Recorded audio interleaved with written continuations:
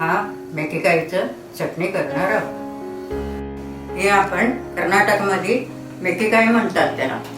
आपण लहानपणापासून भरपूर खाल्लेले, आता इतका दिवस मिळत नव्हतं। आमचे शेजारी भाभी आहे, त्यांनी त्यांच्या राजस्थानमधनं त्यांच्याकडे शेत होता, त्यांनी आपल्याला आणून दिलं। आज आपण मेथीकाई चटणी करणार आहे। हे थोडं पुढचं टोक काढून घेऊया। बारीक बारीक मेथीकाई चिरून घेऊ। त्याचा साल काढायचं नाही, सालामध्ये तरी चव असते। आपण बारीक बारीक चिरल्यावर कुटायला सोपा होते।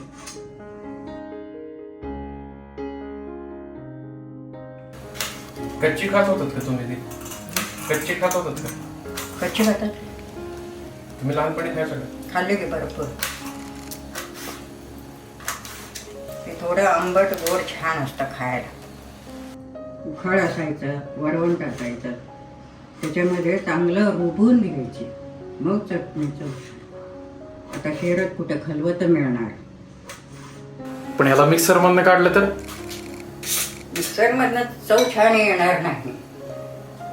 आता पूर्वी कुठं मिक्सर होते, सगळं जातेवर धरणं, उखळ वाजणं कुठणं रुबून घेणार, हे चव छान होतं।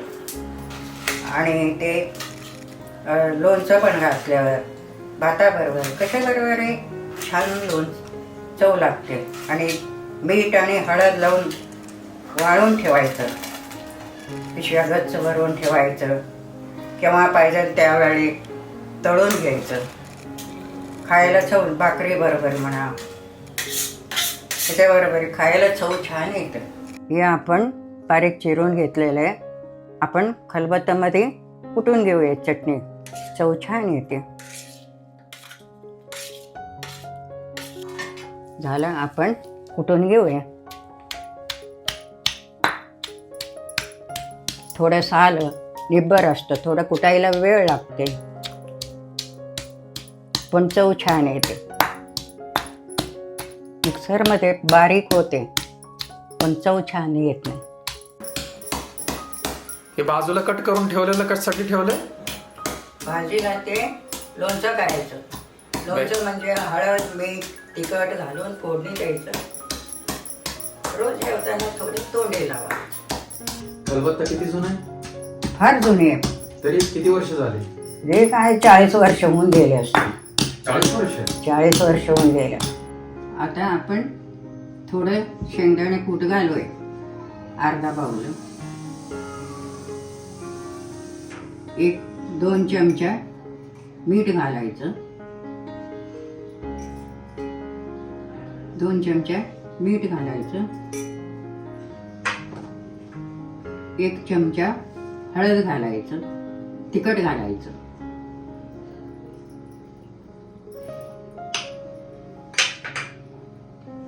अर्धा चमचा हळद घालायचं। मग आपण परत एक जीव पूर्ण करून घ्यायची।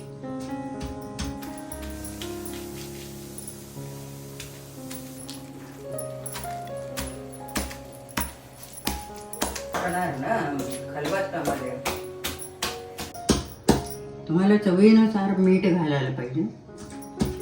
आणि तिखट किती, काही लोकांना तिखट आवडते, काही जणांना तिखट जास्त आवडत नाही, त्यावेळी कमी प्रमाणात घालायची।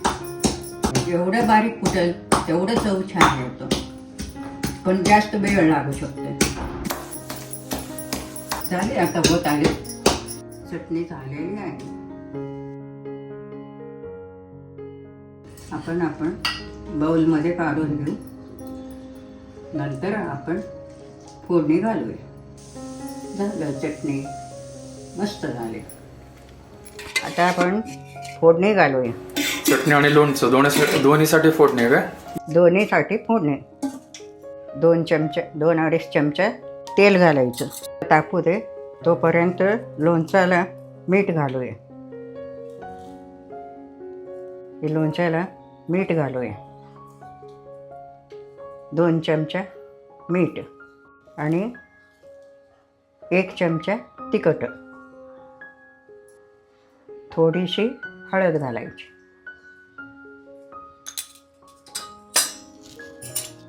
आणि ही आपण मिक्स करूया.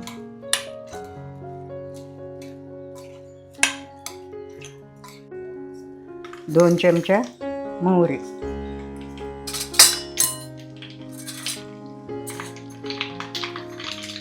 एक चमचा 2 चमचा जिरं, 1 चमचा हिंग, थोडीशी हळद. झालं फोडणी. लोणच्यामध्ये फोडणी घालूया.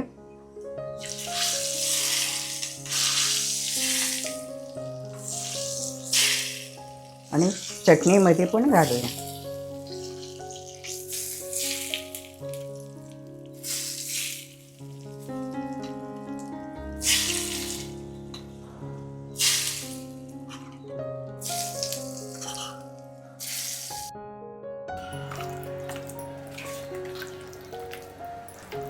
तर असं लोणचं एका ह्याच्यामध्ये काचेचं बरणी म्हणा, मातीचे भांडं असलं तर ह्याच्यात घालून ठेवलं तर हे लोणचं छान होते.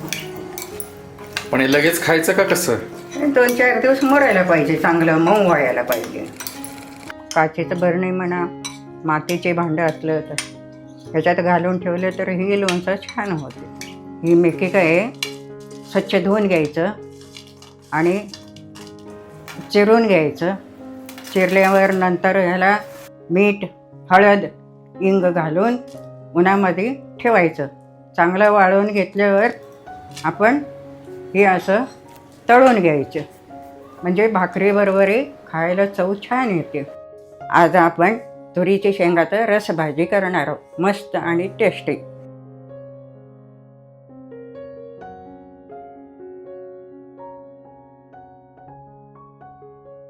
ही शेंगा सोलून घेऊया.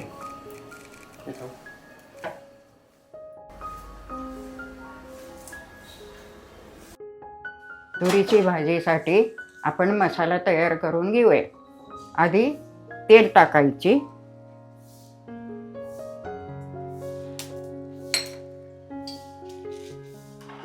तेल गरम झाले की मिरच्या टाकायचं. मिरच्या चांगलं परतळून घ्यायचं.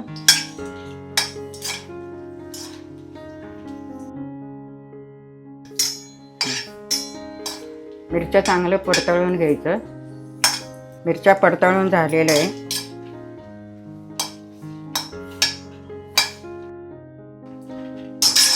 आता आपण खोबरं परतळून घेऊ.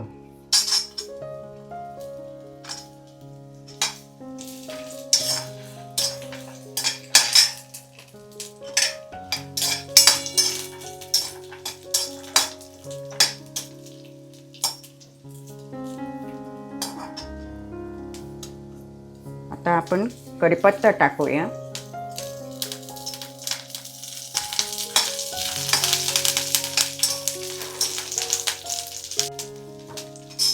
आपण आवळा पण टाकूया. चवीला छान येते, आंबट गोड भाजी होते, चांगलं होते. लसूण टाकले.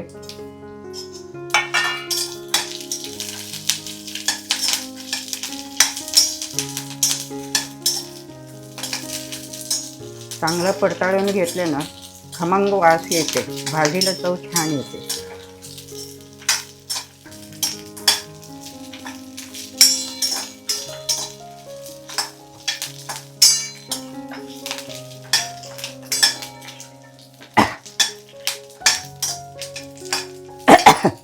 झाले परताळ. आपण त्याला थंड करूया.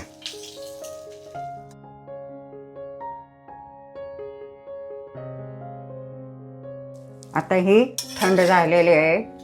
आपण मिक्सरमधनं बारीक वाटून घेऊया आपण. मग नंतर आपण भाजी तयार करूया.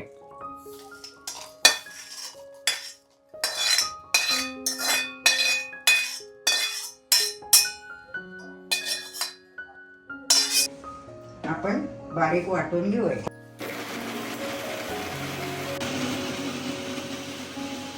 पाणी घालूया, मग बारीक होते.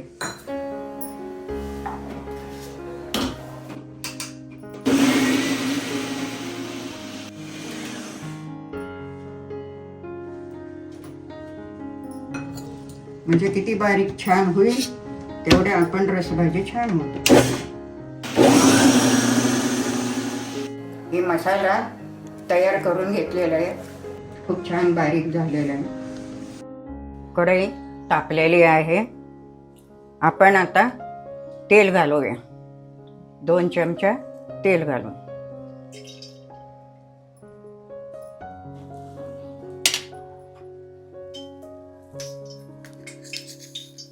एक चमचा मोहरी घालायची. 1 चमचा जिरं टाकायची. 1 चमचा हळद टाकायची. सगळं हे झालेले आहे फोडणी.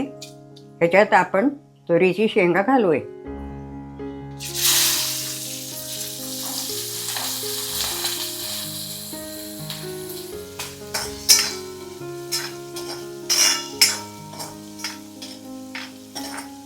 चांगलं तुरीची शेंगा परतवून घेतल्यावर त्या आपण मसाला घालूया.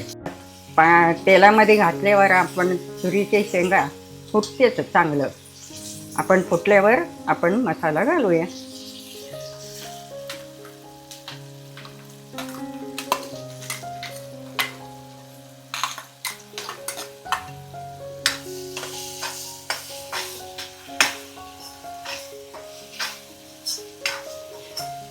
मसाला घातल्यावर चांगलं परतवून घ्यायला पाहिजे, म्हणजे चव छान येते.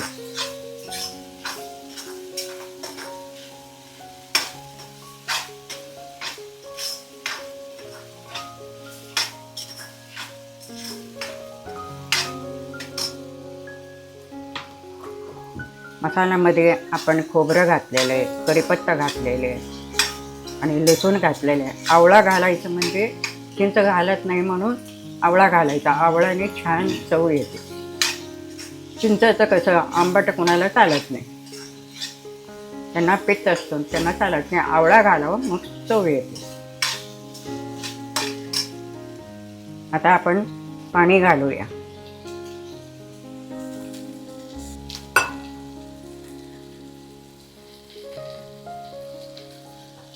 दोन ग्लास पाणी घालू. तुम्हाला किती पातळ पाहिजे तेवढं तुम्ही पाणी घालू शकता.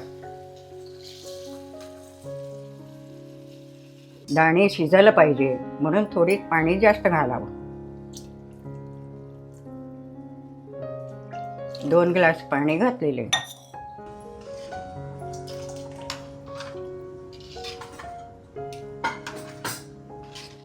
आपण थोडं वरनं धने जिरं पावडर घालूया. धने जिरं पावडर घातले.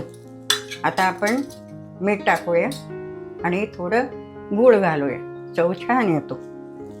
आपण एवढं मीठ घालूया. 1 चमचा गूळ घालूया, म्हणजे तुम्हाला अजिबात आंबटपणा जाणवत नाही.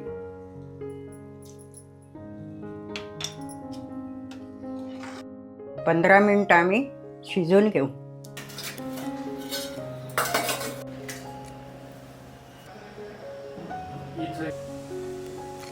वा, मस्त शिजली भाजी. खूप छान वास आले, एकदम बेस्ट. बघा, अजून 5 मिनिट शिजू दे, मग झाले. आणि तुरीची शेंगाची रस भाजी आणि मेथी काही चटणी. मस्त मस्त गरम भाकरी आणि जेवण तयार आहे. थांबा, वाळवलेलं मेथी काही न परतळून तेल टाकून परतळून घ्यावं. कुरकुरीत छान लागते खायला. आता मस्त जेवण तयार आहे. वा, काय छान भाजी झाली, सुंदर झाली.